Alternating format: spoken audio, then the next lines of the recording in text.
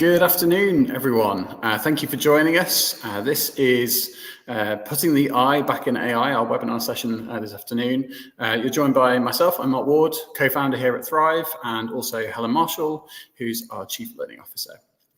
And yeah, AI is a topic where things are moving pretty rapidly. One of the speakers last week at Thrive Live actually gave a run through of all of the news and events that there's been within AI over the course of the last week, and just in that short amount of time there was a huge amount that had kind of happened and evolved, and it was quite nice. It was kind of a sense of it being okay that it's feeling hard to keep up with sometimes.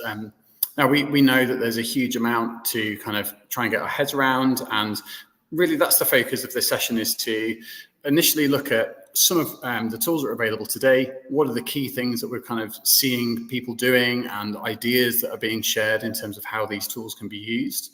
And also having a little bit of a deep dive on what are some of the ways that we can kind of put governance around this, or how can we address concerns? Also just thinking about what the concerns might be and how valid they are.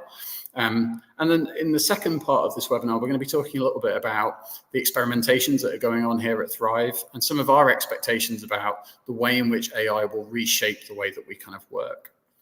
So we're going to kind of dive into that, have a QA at the end.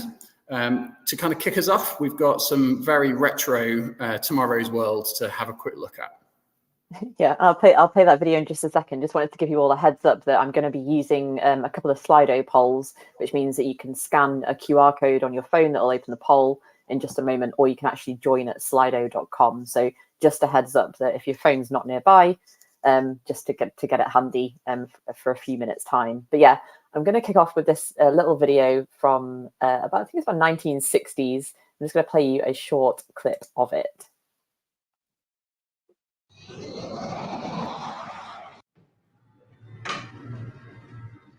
Certainly free to get a lot of work done with no human distractions.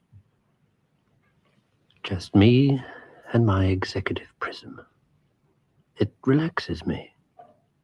It relaxes me. It relaxes me. Ah, well. Letter. Funny how fast you get down to work when you're alone. I mean, really alone.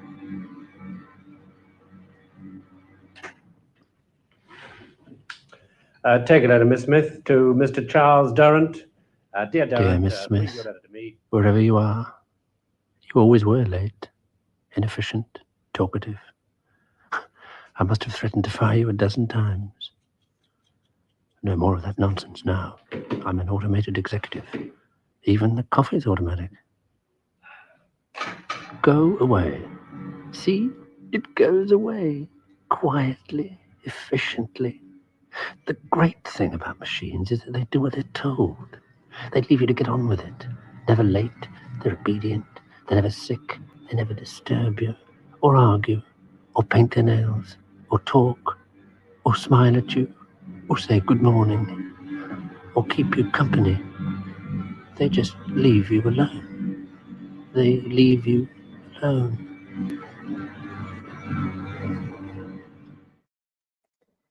I wanted to show you that clip because it's a good example of how in the 1960s people saw new technology coming in, obviously replacing certain people's jobs, and there's a broader conversation around that. But it also puts into perspective that idea of actually being alone and not having a connection or the opportunity to talk to other people. I saw Mark shaking his head there when they said that machines never fail you and never break down, because we know that's not true. But I think it's really interesting. There's some interesting stuff to come out of that in terms of how machines impacted our daily working lives and what the landscape looks like now ultimately. So to dig into what we're going to talk about today, I thought it'd be useful just to start off with a couple of polls just to gauge where you're currently at in terms of the way you're thinking about AI or what your current thoughts are. So these are the Slido polls I was just speaking about. So hopefully you're able to scan this QR code and it opens on your phone the question, and you'll be able to respond to it. So do you think there will be a generational divide when it comes to expectations for how AI is utilized by businesses?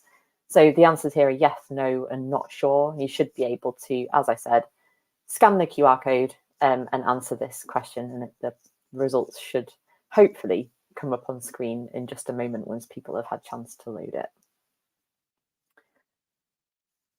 So far we're seeing a yes. We'll just give other people a bit of a time to answer this question.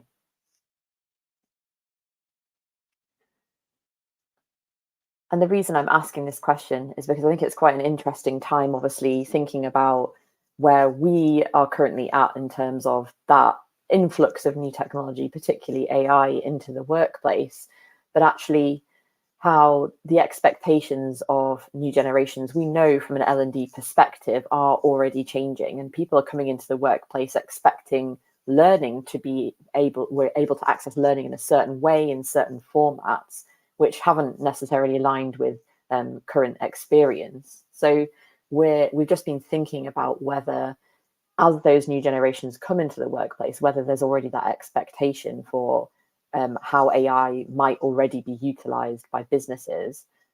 Seeing obviously a split here between yes and no, but it's looking like we all probably agree.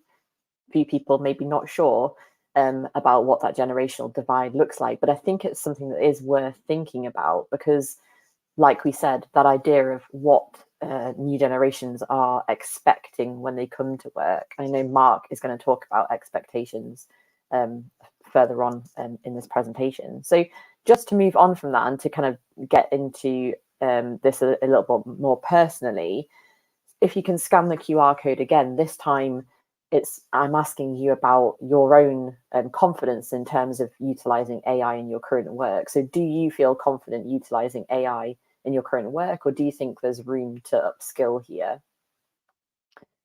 So one person already saying I'm very confident, which is amazing. It's probably Mark that's answered that poll. Another person saying I'm confident. And just give a few more people a little bit more time. So lots of people, looks like they're saying I am very confident. Someone's saying I want to try but need support.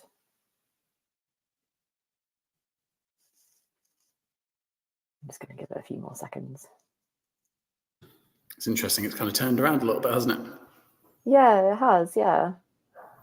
I'm wondering if anyone, excuse me, wants to expand in the comments about how you are feeling, if it's not confident or wary, and we'll see those comments come through. But I think it's interesting that the top answer there is that I want to try but need support, because from the conversations that we've certainly been having, excuse me, hang on one sec. Sorry, battling a sore throat. It's always useful when you're running a webinar. Certainly from the conversations that we're having with people, we're hearing that people are interested in how AI can increase their productivity or change their workflows or change the way that they're working ultimately or fundamentally, but they're just a little bit wary of how they should be approaching it or what they can even be doing on a very practical level. So the answers here probably ring true with the conversations that we've been having and the conversations we've been part of. But it's also good to see that there are, the split there is I want to try and need support. There's kind of a curiosity there, which doesn't surprise me when we're dealing with people who are in the L&D space, but also that people are confident as well there. So the next split is confident and very confident. So we'll see whether anyone wants to expand on why they might be feeling differently as we go. So based on that, and I'm glad this has worked out the way that we expected, how can AI help you right now? So what support can we give you? And I think there's a few really practical suggestions that we'd like to make here before we dig into the more innovative stuff and what the future ultimately looks like for Thrive. And so I wanted to start off with a few tools. A couple of these you've probably already heard of, you're probably even familiar with and utilizing in your daily workflow. But a couple of large language models, so ChatGPT here and Bard, might be tools that you're utilizing in terms of prompting and being provided information back. So I'm going to talk in a moment about how you can do that in a very practical way. So not just going to it as a source of information, prompting it with just individual questions, what you can actually do to enhance an experience. on the bottom row, we've got Synthesia here, which is an AI video generation tool, and then kind of a plus version of ChatGPT, which again I'll provide an example for, and that's a kind of a paid service that allows you to do a few more magical things, which again I'll speak about. And then Canva is a tool I know a lot of L&D teams already use, but they've just released their Magic Studio, which I'll talk to you about as well. But again, there's a free version of Canva that many people use, but this is the paid for version as well that we're going to look at. So a few just practical tools there that you can maybe add to your toolkit. So what does that look like, and what does it mean on a practical level? Well, if we take ChatGPT as an example, you can, if you're a manager or a mentor, or you're having one-to-ones with people, you can actually utilize generative AI to help you create objectives and set tasks around those objectives for the people that you're having conversations with. So you might prompt it to help you set those objectives, and then carry on prompting until you're at a point where you're able to kind of take away something and actually deliver it to your team member. But there's a real kind of opportunity here from a coaching perspective to help guide you in a very practical way for what those objectives might be and what are some of the tasks that you might do in order to meet those objectives. You can then extend this. Go on, Mark. Sorry. I was going to say, this is something that we've been experimenting with internally at Thrive, and the kind of area where it really excels are the quality types of skill sets. So the things where you need to know how to do something very well, or maybe there's kind of like little details to understand in order to be able, but where it starts to struggle is in the procedural domain. So when you're asking for something maybe that is actually based on like a 10-step procedure to be able to do something effective. The one that I really broke it with was medications. Like giving people medication is one that, you know, in order to know that, you have to know every single one of the 10 steps. So if you ask for something like that, it gives you quite a long task. So yeah, those quality examples are really good to work with. And I think it's a really useful example there for how you can ask for information, but then extend it as well through prompting. And that's probably one of the that's something I'll talk about later when we're thinking about the challenges and opportunities as well. So another way, and this is utilizing the tool Synthesia that I mentioned earlier, is you might actually want to create feedback videos using AI generated avatars. So this really cuts down the production element that goes into creating videos. So instead of having to spend hours recording, editing, re-recording, all that stuff that goes into I guess creating your own videos of yourself, you can actually generate something really quickly and really easily utilizing this software. Ideally, what would have happened here is I would have shown myself providing as an avatar, providing feedback to Mark, but actually it takes 10 days to generate an individual personalized avatar if you are a subscriber. But it's something that you can do. I've seen a couple of examples of this recently, of people creating themselves as avatars and then delivering presentations. The technology isn't where it needs to be to completely replace you and to have that personal element, personal kind of quality to it. But I think something that's worth bearing in mind is where we're currently at now, and linking into what Mark was saying about some of the topics we spoke about at Thrive Live last week, is that this is where we're at now, but in 6 months' time, this software is going to be in a completely different place. So it's really interesting to see some examples of where these things are at currently, and then think about where they're going to be in the future. So I'll just click play, and you can have a really quick watch of this video that took, I'm going to say, about a minute to create. Mark, thanks for co-running the session with me today. It was great to see you spark so much audience interaction and everyone left with clear next steps. Looking forward to the next one. So you've got to set the bar high for you there, Mark, because we haven't yet had much audience interaction. I haven't actually done anything, but at least now I've got someone that will talk to me. Yeah. I think the good thing about this is that you could easily create feedback videos like that for your team members utilizing an avatar. If once the avatar gets to the quality that you need it to, I think sometimes the mouth doesn't move quite right, and the way that the words form isn't quite in the way that you'd speak. So I think once that does happen, I think that will be a really neat way of delivering feedback really quickly instead of relying on you, like I said, sitting there and recording lots of videos in a very time-consuming way. There's a question.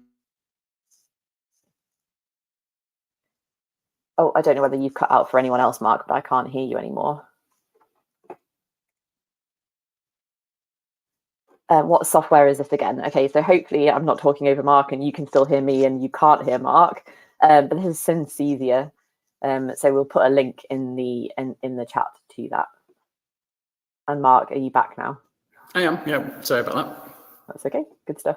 Okay, so I think I've answered that question, which is good. And then an amazing example that I wanted to share with you is utilizing ChatGPT for vision. So this takes costs about £20 a month or something to subscribe to it. But what you're actually able to do here is draw something, take a photo of it, and upload it to Vision for Vision to then be able to create the code for you to then create that website just simply from a drawing. So you can see here that the example on screen is a sketch that someone did of a portal into a website that they wanted to create with navigation at the top left and an email address function adding your username into the middle of the page. Now that was all generated just through a picture. I've seen examples of this done with workflows where people have created workflows that if you go here, you need to go to this next step. If you're a certain age or if you're under this age, go somewhere else.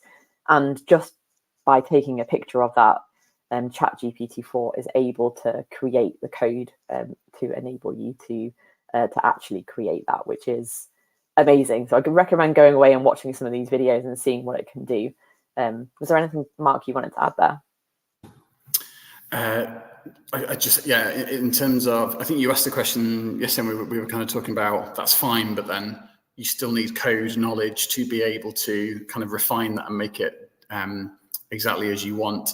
And I think that's where we're going to see things really evolving over the next few months, is the ability to interactively amend that design, that output, just using natural language to be able to say, oh yeah, that's nearly right, but those buttons at the top need to be in the middle, or I'd like that to be in Comic Sans, because obviously everything's better in Comic Sans. And yeah, that kind of alteration, but absolutely code free, and being able to amend it. Really useful if you're trying to kind of create maybe a bit of a buzz around campaigns, or just a slightly different experience to anything that is available from your normal internal tools. Mm-hmm. Brilliant, thank you. And then lastly, I just wanted to share with you Canva's Magic Studio, because as I said, this is a tool that I know a lot of L&D teams already use. A lot of people use the free version because it's so good. But even if you have the paid version, if you do have the paid version, you can get access to Magic Studio. And I think they released this yesterday.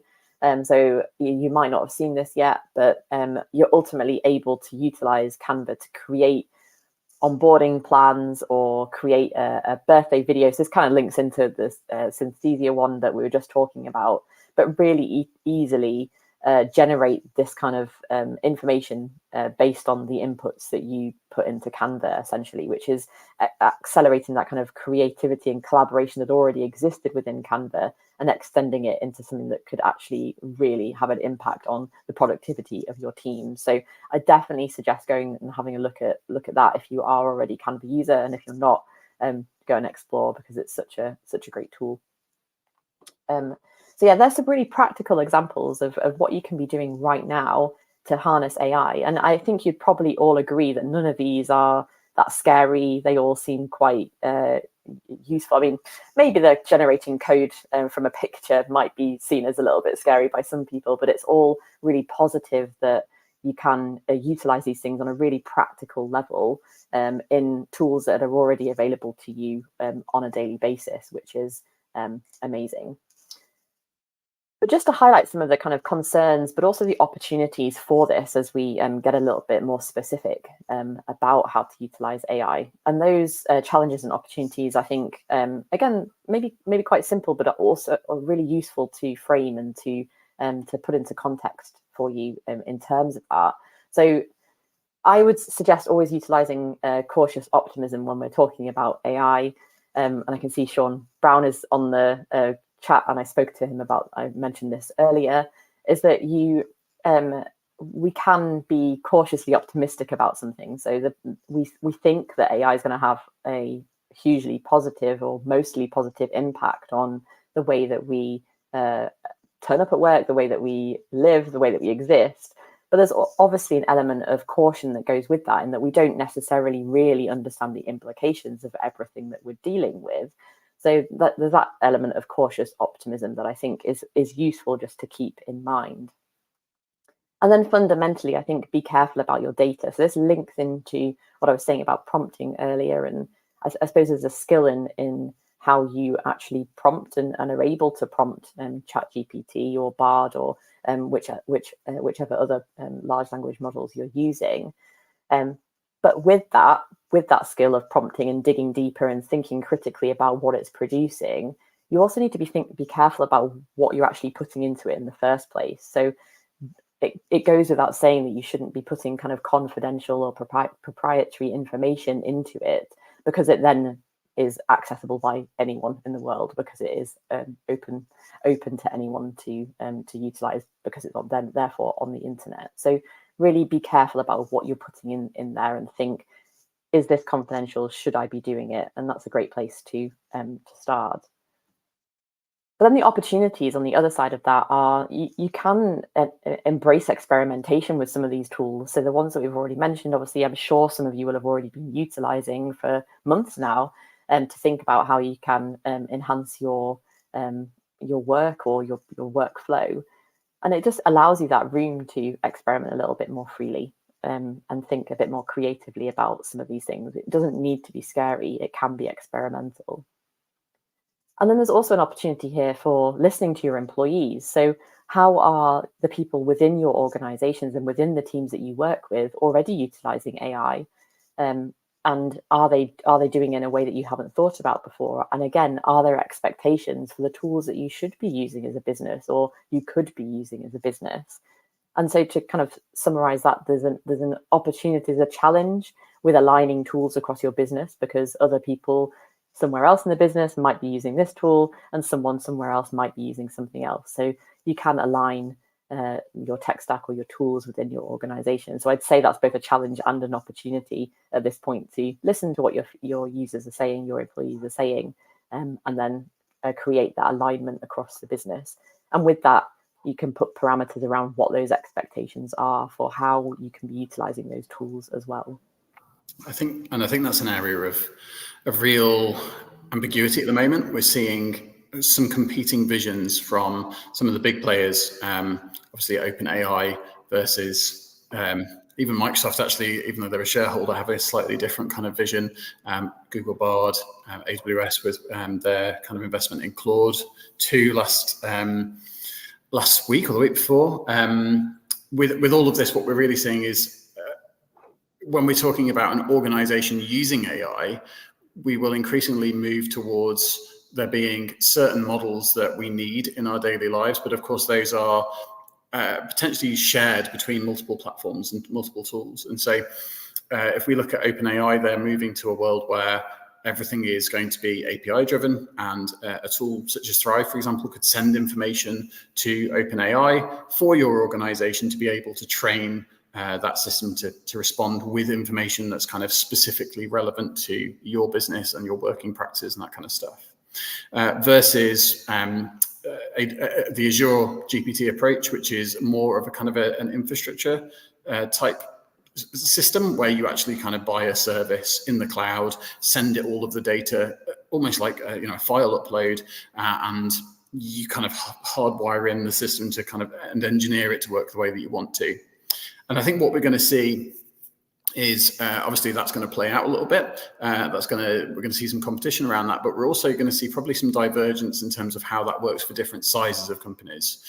For a smaller organization, it might be that something a little bit less involved, like OpenAI's approach, might be better, whereas a very large organization might prefer to have a more infrastructure heavy approach and kind of engineer a solution around that. So it's going to be really interesting to see how that plays out. It's just worth bearing in mind that that's an area well, where we're figuring things out, I suppose. Yeah, absolutely. Thanks, Mark. So I think that was to wrap up part one. Hopefully that's provided you with some food for thought and things that you might want to start thinking about and what some of those challenges and opportunities are. But now I'm sure onto all the good stuff that you've all been waiting for, and Mark can take you through what the future looks like for us here at Thrive. Thank you, Helen. Yeah, so, I mean, that little dialogue that I just kind of gave, that is an example of one of the uncertainties, one of the ambiguities, and something that we don't really know about how all of this is unfolding. What I want to talk about in this section is a little bit of, I suppose, looking beyond the technology. We can generally all see that AI is something of a game changer, something that's radically different, and something that will enable us to work in a new way. What we're all trying to figure out is what does that actually look like? What is the day-to-day going to look like? How are our tools going to change? And how do we need to think differently in order to maybe have a strategy that's AI ready? And in that regard, I kind of want to, I'm going to share another quick little video in a moment just to illustrate this and get you thinking. And then beyond that, we're going to dive into some of our expectations and some of the experiments that we're doing around those in order to kind of illustrate what we're expecting to happen. So, Helen, do you want to just move on to the next slide for me?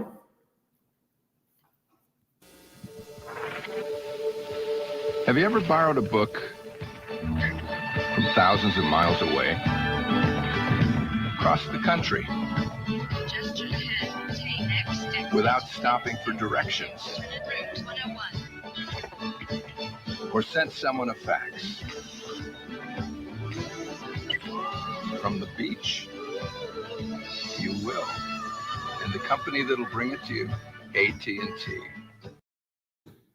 Excellent, thank you. I know this video is not sponsored by AT&T, but I think they actually did, for 1993, they did a pretty good job there at looking forward to how technology was evolving and some of the ways in which, maybe some of the experiences that we might be able to offer, some of the tools that might be possible in the future. And that was all great. What's really amusing about that video for me, probably more than anyone else, but what's really amusing about that video for me is the way in which those products and those ideas were kind of being shown through the lens of current expectations. And one example of that is the idea of an ebook. Absolutely, they were on point. We have ebooks, but we don't have ebooks where it's a literal book where I can kind of zoom in on an image and then I turn a page. We all know that ebooks are a little bit different to that. And similarly, being able to send emails and communications from the beach or whatever, totally on point. We can work wherever we are, work-life balance at the beach. That's right, Sean. We can do all of that stuff with our pina coladas, etc. What a wonderful vision. But we're not going to be sending faxes because A, we're at a beach and it's kind of got moisture problems. So maybe a fax isn't the best way to deal with that. And it's just those little details of the practicalities are we're not going to be doing faxes. Faxes are going to be dead before the end of the decade type thing. And those expectations are really what we're talking about here. So one of the kind of most immediate shifts that we're expecting. Have you ever? We're going to watch it again. I say that we're expecting, we're already observing this, really around the way that learners are expecting tools to be directly insightful without requiring further reading or interpretation. This is, as I say, already happening, and it's largely inspired by the fact that we have tools like ChatGPT and Google Bard and all of the others where I can type in a question in a very natural way. That's actually a shift that's been happening over the last 7 years or so. But now the response to that question is insightful, it's dynamic, it's something that has, I suppose, an element of interpretation to what we were trying to understand. And we can receive that information back without having to further click on results. And that's the key difference between the Google experience that we've had since the 90s, where we can see a list of web pages, we can click on them and we can find our information, through to the AI world where I can ask a question and I can get an immediate answer back. Now, some of the experimentations that we're doing around this at the moment at Thrive really involve trying to explore what happens when we change that search interface in order to incorporate this kind of experience. So search is obviously already ubiquitous.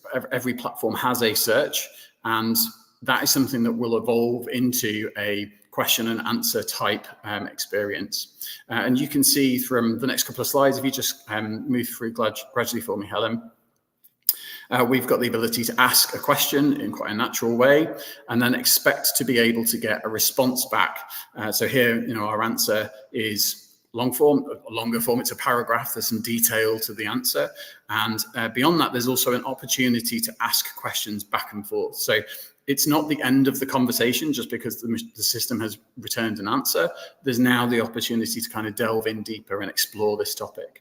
And the question, like, how do you do that alongside being able to show content results if you want to dive in deeper or highlight where there's expertise in the business that might be relevant? All of those things we still want to be able to do, but it's a question of how much do we want to be able to do it, and do we always want to be able to do it? And those new expectations are things that we're exploring at the moment.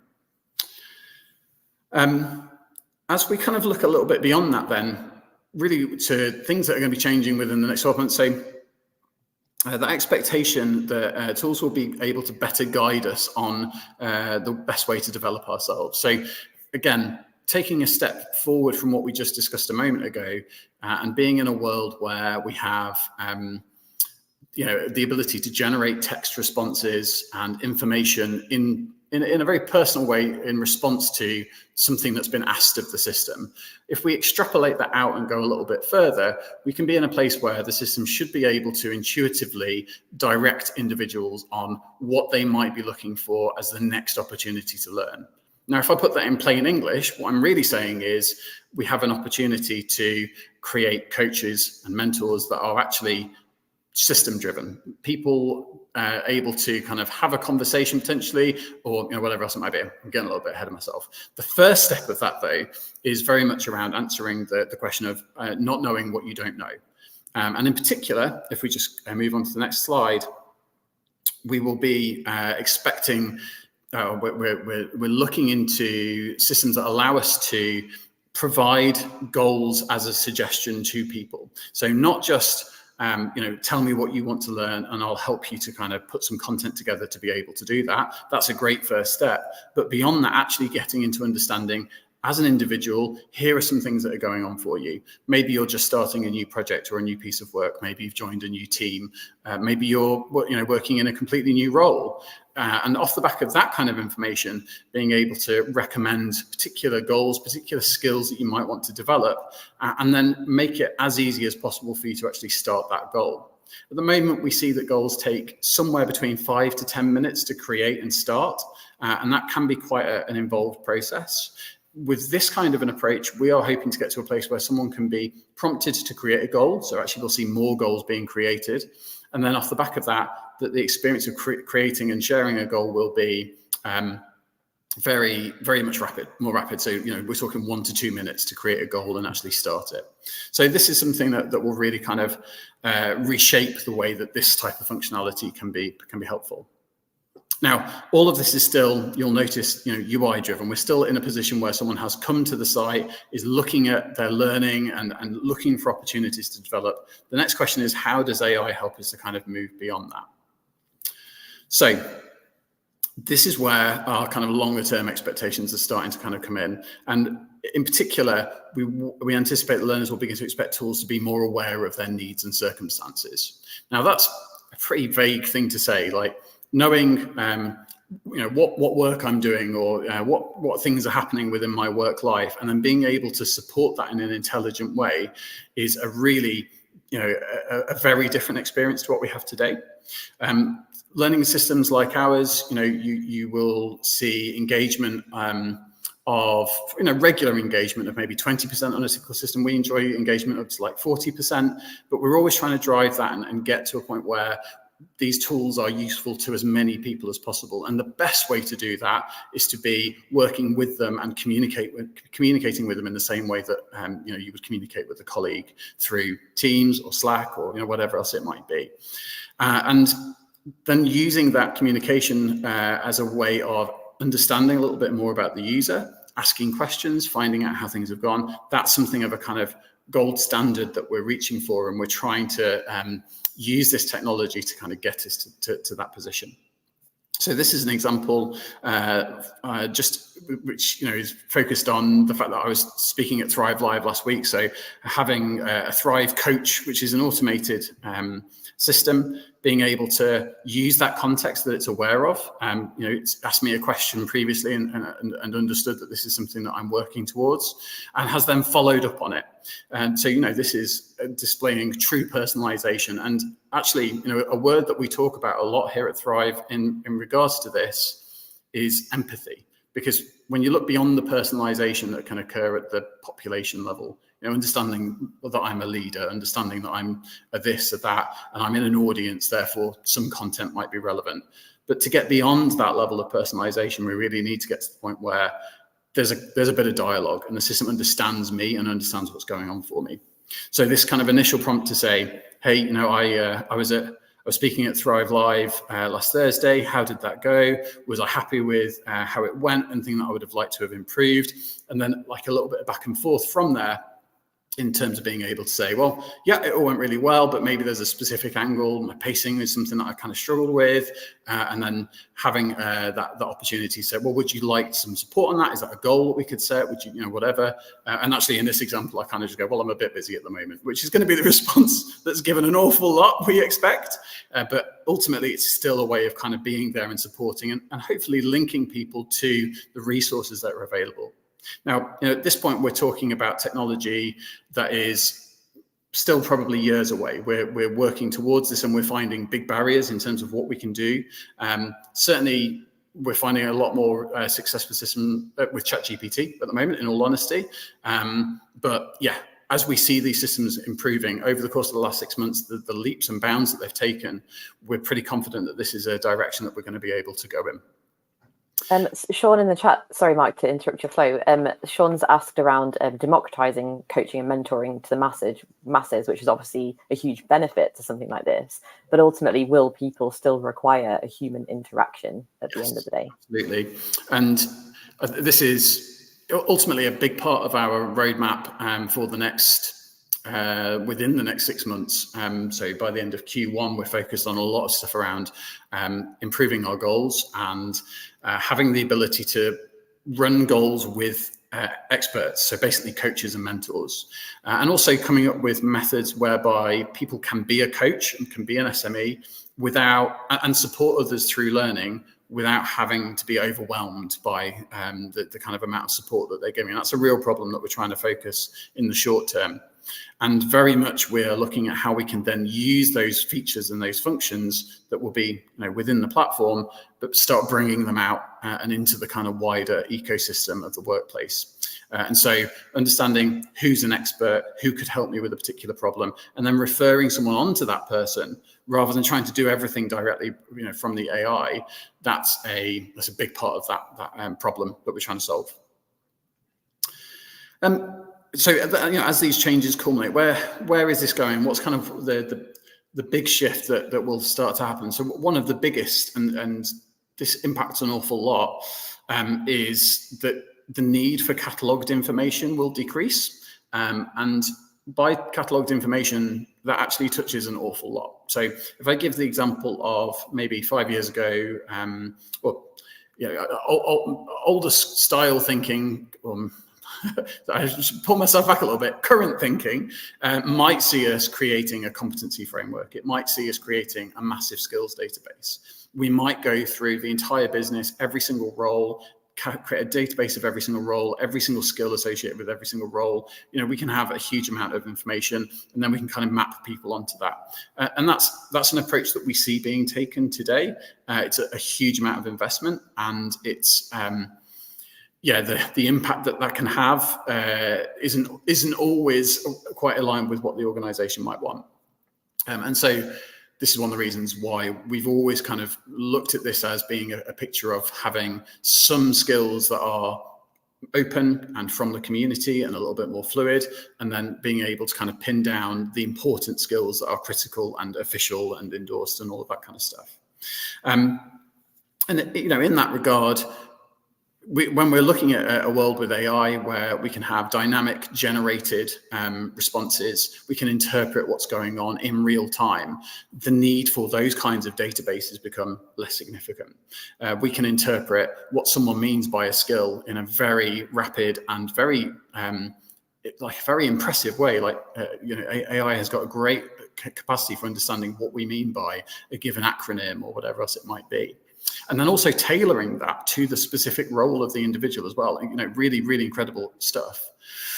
Being able to then also assess that. We talked earlier on about, can I assess whether or not someone can give medication properly? This is the kind of stuff that we're experimenting with.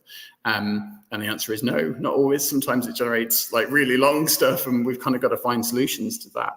But ultimately being able to generate those kinds of skill assessments on the fly without any preparation or manual work being done in advance, it will take us to a place where we can be truly dynamic about understanding the skills in our organization and assessing how good people are with them.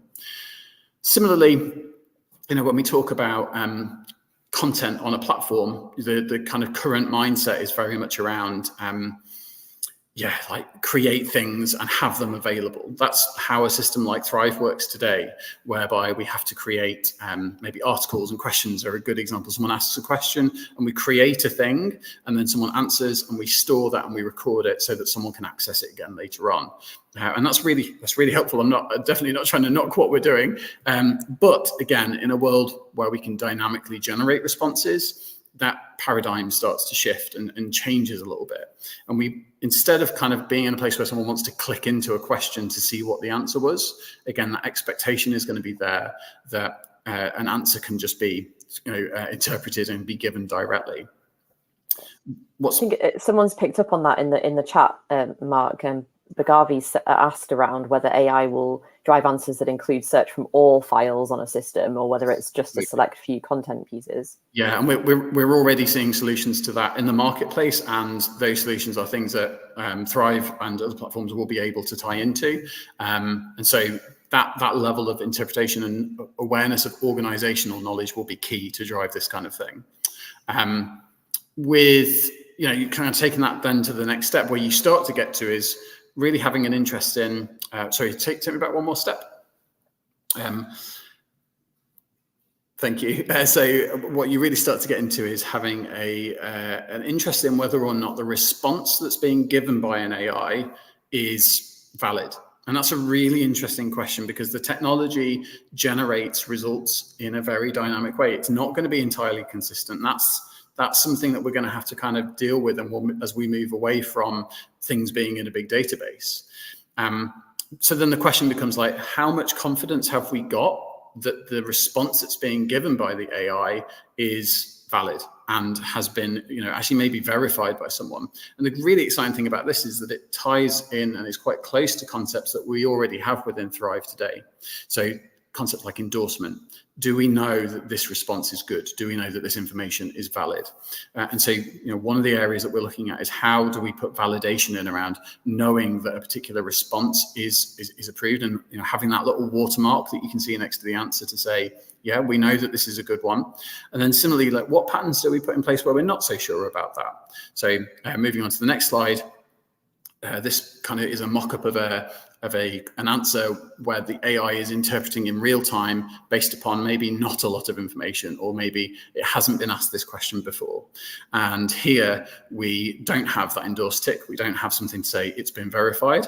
And we are also, giving the learner the ability to say, well, I'd like to actually ask that as a proper question to a real person to verify whether or not this is valid information. And so actually the model of being able to ask a question and get an answer is still pretty similar, but the experience is very different around that. And again, much more personalized. I think it's really interesting, Mark, that people who utilize our platform at the moment from a user-generated content perspective ask the question around how the quality of content can be assured, and obviously that's through the endorsement there that you were just speaking about. But it's the same query that we're getting from AI, so that AI being the user that's generating the content ultimately. So there's an interesting parallel there. There's also a lot there in terms of just how you talk about your business, how you talk about each other. Like, there is terminology that's specific to organizations that you want to be able to give an AI information on, so that it's got that context before it starts to give answers. And we've been having really successful trials of that, actually, in terms of particular customers that we've used as examples, where we know that they've got particular ways of referring to their employees or their colleagues, and also maybe they're working with very specific types of problems, and using that context to make sure that the interactions are all personalized and detailed in that way.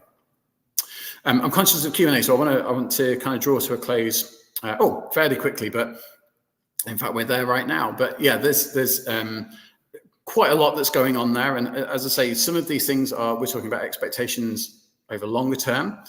Some of these elements are things that we are hoping to start kind of delivering features on very soon, and we've actually got MVPs that are kind of in that direction. So there's a mixture here of experimentation, is just the kind of key thing that I wanted to highlight.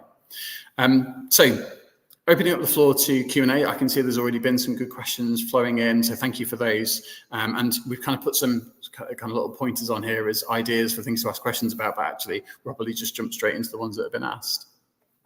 There's a really good one from Sean around whether can workplaces keep up with the pace of tech outside of work? So challenges to replicate the same experiences outside of work, so the process of user adoption is easier, which we know has always been a challenge, I think, for businesses, not just necessarily L&D, but whether that kind of ties into that, whether there's a generational divide there of expectations coming into an organization now and how people can meet that demand. What are your thoughts, Mark? I feel that I've kind of used this example a couple of times in a couple of other webinars, so apologies if you've heard me saying this before, but when I started my career, it was 2006. I kind of left education, started in education. And that was the year that YouTube came out and all of this stuff, and the impact of commercial tools where people could share knowledge, Reddit, Stack Overflow, those kinds of things as well. It really shifted the way in which teaching was taking place in the role that I was in. And when I then reflect on how long it took for many organizations to be able to allow that kind of knowledge sharing in a very public way within the organization, it took some time for that to happen. Not because there wasn't the appetite there, I don't think, but just because there's governance around these things, and there's also a mindset shift that has to take place. And so, in many ways, I think the corporate world always has a little bit of catching up to do with the consumer world and the experiences that people are having outside of work. But I do think that we're going to see some pretty radical shifts in terms of the way that you guys, the teams that we work with and L&D teams generally are going to be strategizing and approaching problems. Helen, what are your thoughts on that? I completely agree. I think there's that element of expectation of how people are coming into the workforce and what people want to have access to. I can see there's been another question pulled up on screen here around, and I think this is something that we often think about in terms of how much information is being thrown at people on a daily basis, particularly when you end up with a system that you've had in place for quite a long time that people have been dumping resources onto without necessarily much of a strategy behind them. So I do think it's really positive that AI can get rid of a lot of that noise. And even though, yes, all of that content may still be there, and there's a content management piece around that separately, but it does, I think, allow you to just surface what is relevant at the right time. And obviously that links into what you were just saying, Mark. And I think there's a really interesting thing here about what will training look like in the future when we're in a place where actually you can do much better real-time support. So, when someone's got a question, you can give them the information at that point of need, rather than needing to kind of train them on quite so much stuff up front. And I think that will have the impact of really, training being condensed. You will see a shift towards people being taught the things that they absolutely need to know up front, and then a focus on making sure that systems are able to provide answers in real time when people hit challenges and have questions. And so, through that kind of a a model, it will be interesting to see what happens with training, because ultimately I think we should move away from a course mentality and giving people courses to complete, and maybe move towards more having like an initial resource pack and then a bunch of other resources that they can dip into. And then of course, diagnostic assessments to see whether or not actually do people know what they need to know in the weeks following their onboarding, that kind of stuff like that. Those are interesting models that are enabled by AI. I think there's something in that around how it might prompt you towards taking an action as well. So that, like you brought up on screen, like, oh, how did Thrive Live go? I know you were speaking at it this week, but I know you asked previously about the Grow Coach model, and have you looked at this resource yet? As a kind of follow-up, maybe a week after you've asked that question, to kind of keep that conversation going. And that's where I see there's a real benefit in that whole, I guess, employee experience ultimately. Excellent. There is another question around. I unfortunately can't see the username of the person who's asked it, but they've said, do you see the integration of wider AI being integrated through the LXP to get the information from other sources rather than just the content held within it? That is an interesting question. Again, it comes back to the point that we touched on earlier on around how AI will be used within organizations, and whether we're going to see multiple AI algorithms being used by different systems, or whether we're going to see things being networked together to kind of have a single knowledge base with a system trained on that. The OpenAI approach to that, the way that they're seeing things that are moving forward, would be that all of your systems would be able to send information to it. The kind of reality on the ground is probably that not all systems are going to be coded to work in that way. And so I think that the probability is that you'll be in a place where you've kind of got to strategize where you're hosting information in order to make sure that it gets to the systems that you want it to get to. And I think the other thing that we'll start to think about a little bit is whether or not the information that so the resources that we're sharing are actually well structured for an AI.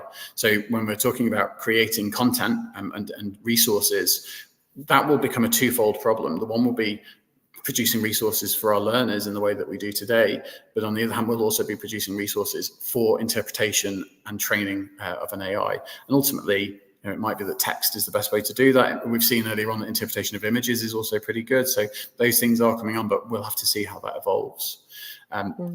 One other thing that I'm really kind of sure of, I think, like I'm really confident about, is that policies and procedures will become way more useful in a world where we've got AI to interpret things for us. Currently, a policy document or a procedure document has to be fairly light. You can't go too long on it, and you can't put too much detail in there, because people are just not going to be aware of it. They're not going to be able to read all of it. But when we move to a world where actually that document is a source of truth for us to learn from in order to then support learners in real time, we will be able to put a lot more information into those and provide those and have them interpreted for the learner directly by the AI. And that's something that will actually save us a lot of time, and it will mean that maybe we put more time into just writing documents that explain how stuff works.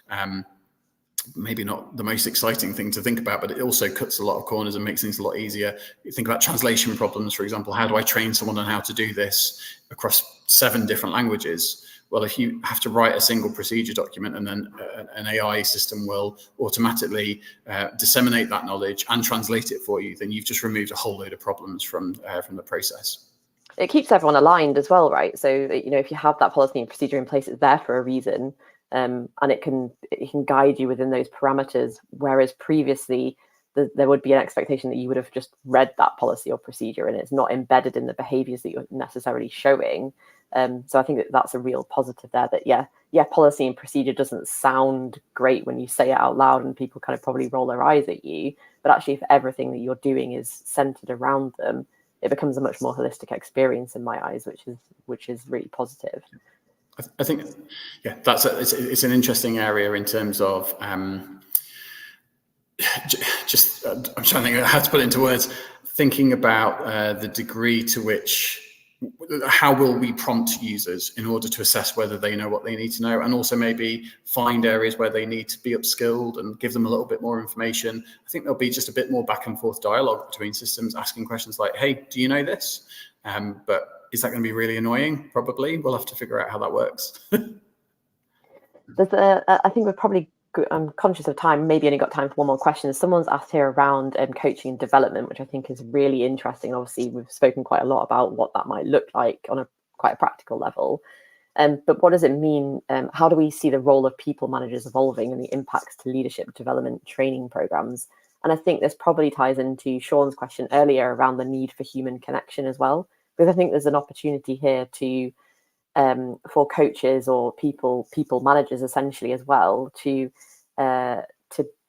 access information to guide their conversations in the moment of need, or for AI to replace those first preliminary questions and then to kind of step in at the right point where that kind of human connection might be needed. And hopefully AI will be able to prompt you to set up that conversation, or kind of establish that, you need to go and have a one-to-one with your manager and what that looks like. So there's maybe a difference in expectation setting there for people managers. Yeah, Mark, what are your thoughts? One of the other things that we've really not tapped into yet is when we think, for those of us that are marked confident or very confident earlier on that poll, if you've worked with ChatGPT or Bard, and you'll create a session and then you'll have a dialogue and you'll be asking questions, but those sessions are always one-on-one, like an individual talking to the AI about a given subject. I think where systems will start to develop is around being able to have those topics that actually involve multiple people. So possibly we might have our coach asking questions, asking a manager questions about how a member of their team is performing. And that's part of a session which is focused on the team member rather than on the manager. And then by bringing that information together and being able to, something of a 360 feedback mechanism, really, being able to ask questions about how someone's doing in the wider team, and then maybe using those insights to drive and make suggestions about coaching suggestions, mentoring suggestions, so that the individual can kind of have goals that are maybe based upon feedback from the wider team. And that's something that it's very doable with the technology even as it stands today, but we've just kind of not got that structure in place yet. And when that happens, I think basically those tools will then be able to help individuals become coaches without actually having to do the coaching themselves. And so there's kind of a helper function there as well. I think also one of the things around leadership development training programs that we hear a lot is that there's not a lot of opportunity for practical application of certain things within those programs, but utilizing AI can maybe provide an opportunity for that practical element in your daily workflow as well, which I think would be a huge shift to how we currently see programs developed. And auto feedback based upon something that you've completed. A very exciting angle here. Mm-hmm. Good stuff. Well, I think we've probably not got time for any more questions, but I'm not actually sure whether there are any. So I think we might have covered everything, which is brilliant. Mark, any last words from you? Just to say thank you for joining us. I hope the session's been useful. We will be, keep your eyes peeled on the kind of Thrive website. We will be continuing to talk about this topic and exploring what's to come. And I'm sure we'll be running more of these sessions in the future. So I hope you join us then. Thank you, everyone, for joining. Thank you, everyone.